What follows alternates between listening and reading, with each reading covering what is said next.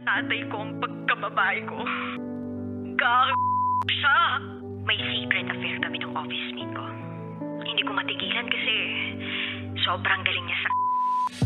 Rocky's Secret Files. Secret Files. It's the kind of bleep you never knew existed. Kunwari inosente, pero boy naman pala. Rocky's Secret Files. Secret Files.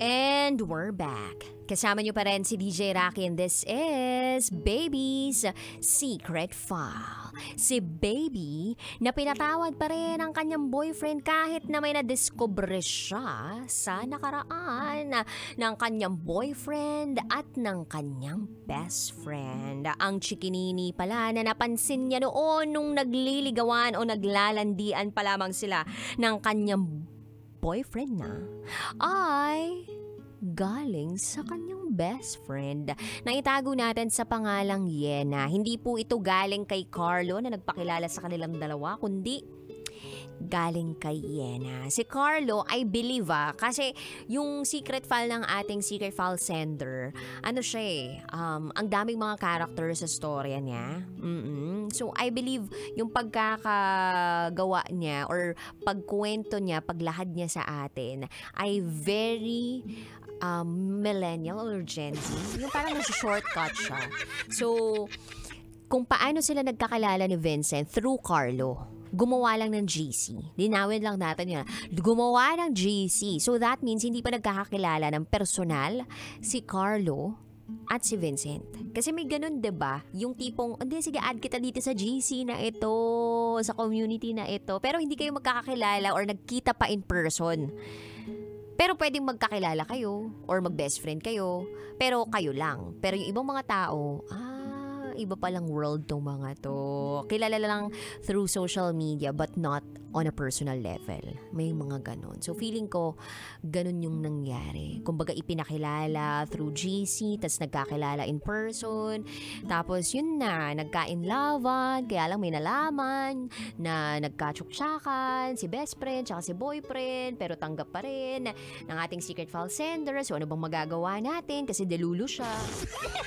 Pero at least nagtiwala siya sa atin na ito ay worth sharing sa lahat ng mga nakikinig ngayon. Kayo na bahala kung anong lesson yung makuha nyo dito. Kung pag nagloko ba, habang MU pa lang kayo, naglalandian pa lang kayo, patawarin pa rin, ganon. Or goodbye Philippines na. So, pakinggan na natin ang mga kabisyo natin nag-share na kanilang mga thoughts, comments, suggestions, and violent reactions. Ito po ang sabi ni George Gon Baladita. Hello, DJ Rocky. Hello! For me, kasi nung una pa lang niloko na si Vincent kasi magkaibigan pa lang naman sila, di ba? Kung ako sa kanya, iwanan ko na yan si Vincent kasi untrusted person na si Vincent una sa lahat. At saka wag siyang dilulo kasi hindi naman siya maganda una sa lahat. Pangalawa, marami naman po dyan lalaki. Kaya kung ako sa kanya, iwan niya na naman po si Vincent. Good luck, girl. I love you, Rocky. Aw, love you, George Gon Baladitan. Wag daw delulu kasi hindi naman daw maganda. Charot with darot.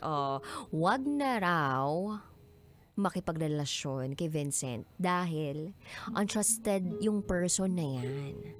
Hindi mo dapat bigyan ng trust yung taong yan dahil una pa lang niloko ka na.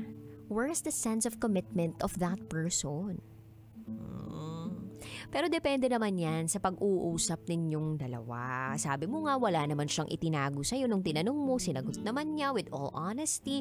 Marami pa siyang mga detalyeng ibinigay sa'yo pero kung mabubuhay ka ng mga susunod na taon, panahon, siya pa rin kaya ang pipiliin mo?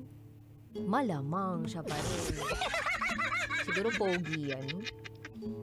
Kaya ganun kasi, pogi di ma-let go. Kahit nakapanlo ko na. Anyway, eto naman ang sabi ni Charles Sancho.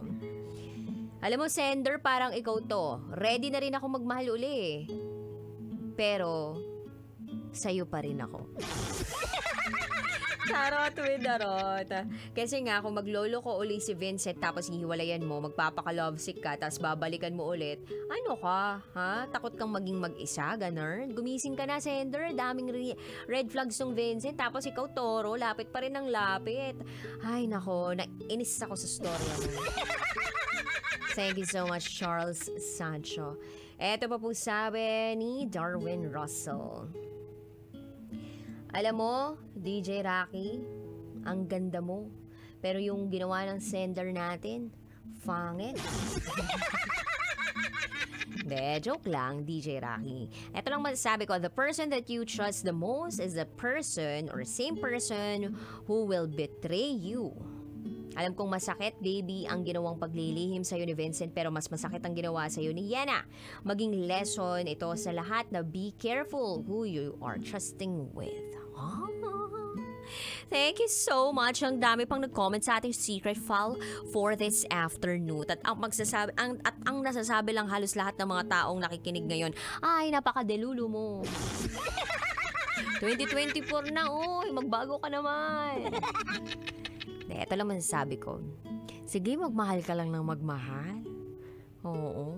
Kasi kung paiiralin mo yung takot na baka lokohin ka uli, hindi ka makapagmamahal ng tama. So, antayin mo na lang yung panahon na lokohin ka ulit, tas tsaka ka na mag-let go. Parang wala kang regrets. Ewan ko, gano'n kasi ako mag-operate. Naalala ko dati nag-open yarn. Meron akong friend. Yung first boyfriend niya, niloko siya. Tapos, di niya muna kinausap. Then after a while, bigla na lang nagkabalikan sila dahil mukha namang sincere yung boyfriend niya. Tapos mukha namang sinuyo siya. Tapos naging okay sila. Until such time na inulit na naman yung gawain na pagluloko. Tapos nakipag-iwalay na yung friend ko na yun. Kasi nga, yung pagkakataon, minsan lang naman yan ibigay eh. Maswerte ka nga kung makapagbibigay pa ang isang tao ng second chance. Kasi hindi kaya ng lahat ng tao magbigay nun. At hindi lahat ng tao kaya makapagbigay nun. Kaya ang swerte ni Vincent sa'yo, girl. Kasi meron siyang dilulong girlfriend. Sabi ng matatanda, ano ba ibig sabihin ng delulo? Okay, sige. Alam ko lang yung thought of it eh. Pero, sige, para sa mga kabisyo natin out there na hindi alam yung meaning ng delulo, ay eto. Someone who holds unrealistic or overly idealistic beliefs or fantasies. Okay? Delulu is a person that is being delusional about something or someone they are a fan of. So, it's an alteration of the word delusional. In Tagalog, baliw. Ay, hindi pala. Hindi pala ganun yun. Ang Tagalog po ng delulu ay yung umaasa ka sa crush mo o sa loved one mo. Yung nagpapantasya ka na lang, ganyan. Pero hindi magiging totoo yun. So, yun. Anyway, mabalik tayo dun sa sinasabi ko kanina. So, yes. Maswerte yung boyfriend mo sa'yo, secret file sender. Kasi, ganyan ka mag-isip. In the sense na, okay, technicalities, hindi naman niya ako naloko nung naging kami na, bago pa naman maging kami. Yun nangyari yung sa kanila ng best friend ko. So, Pero, sa totoo lang, hindi ko alam kung paano mo nagawa na i-downplay or hindi mag-matter sa'yo na best friend mo yun. Tapos, inakit niya or pinatulan niya. Kasi may last say pa rin naman siya ron eh. Considering na ahas talaga yung best friend mo or hindi talaga kayo friends yung best friend mo So, Kumbaga yung values ng taong to, yung karakter ng taong to, kung kayang patulan nito yung best friend mo, ano na lang. Kasi ang tao na matino, alam niya kung saan siya hands off eh. Ay, hindi ako dito. Ay, hindi ako dito. Hindi ako papatol dito. Hindi mababali yung prinsipyo niya. Hindi mababali or hindi masiset aside yung values niya. So kung ganyan nakaposisyon yung values, yung paniniwala niya, yung mga prinsipyo niya sa buhay, kaya mo bang tanggapin yun for the rest of your life? Yun ang question ko sa'yo. Na kung sakali man na wag naman sana, diba? Lokohin ka. What if best friend mo naman, si Carlo naman yung maging dahilan na lokohin ka ng boyfriend mo? Kaya mo ba yung maatim? Or,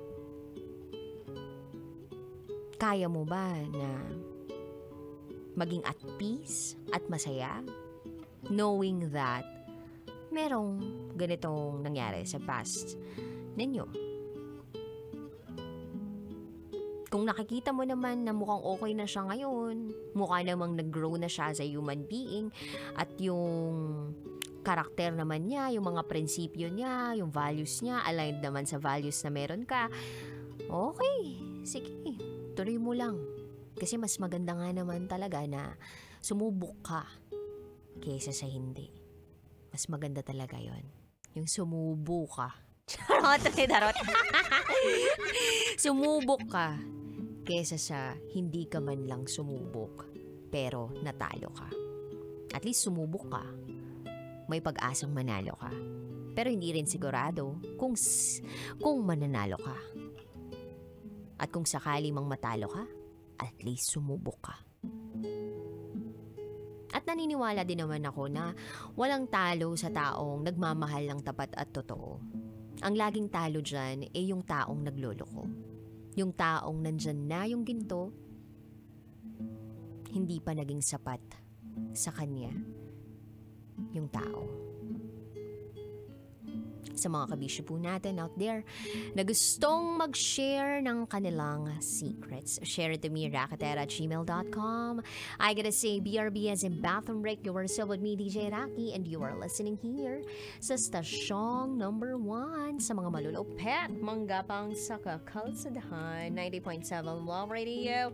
This is Baby's Secret File. Metro's